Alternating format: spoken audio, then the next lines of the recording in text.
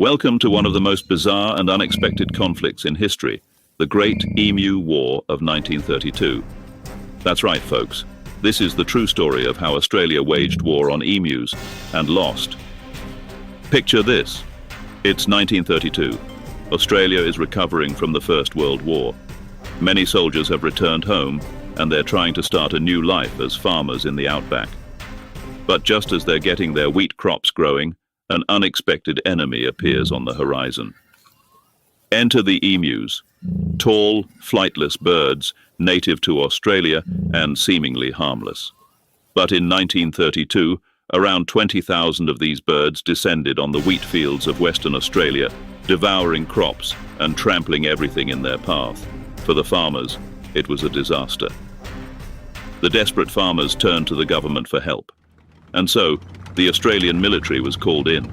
Armed with machine guns and a mission to rid the farmlands of emus, they were ready for battle. Sounds like a foolproof plan, right? Think again. In early November 1932, the soldiers set out to confront the emus. On the first day, they spotted a group of around 50 birds. The soldiers opened fire, and the emus scattered. They were surprisingly fast and agile, making them tough targets. And so began the Great Emu War. The military tried various tactics, ambushes, machine guns mounted on trucks, you name it. But the emus outsmarted and outran them every time. The birds moved in small groups, making them hard to hit, and they were much faster than the soldiers had anticipated. To make matters worse, the soldiers faced constant mechanical failures. Machine guns jammed, trucks broke down, and the emus seemed to mock them at every turn. Despite firing thousands of rounds, only a few hundred emus were killed. The emus had won the first round. After about a month of this avian debacle, the government decided to withdraw the military. The cost was too high and the results were laughably ineffective.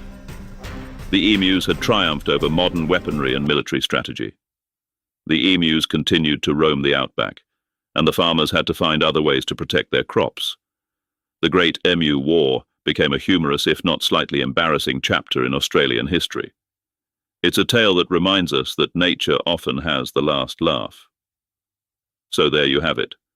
The story of how Australia waged war on birds and lost. It's a quirky reminder of the unexpected twists and turns in history. If you enjoyed this tale, don't forget to like, comment, and subscribe for more fascinating stories from the past.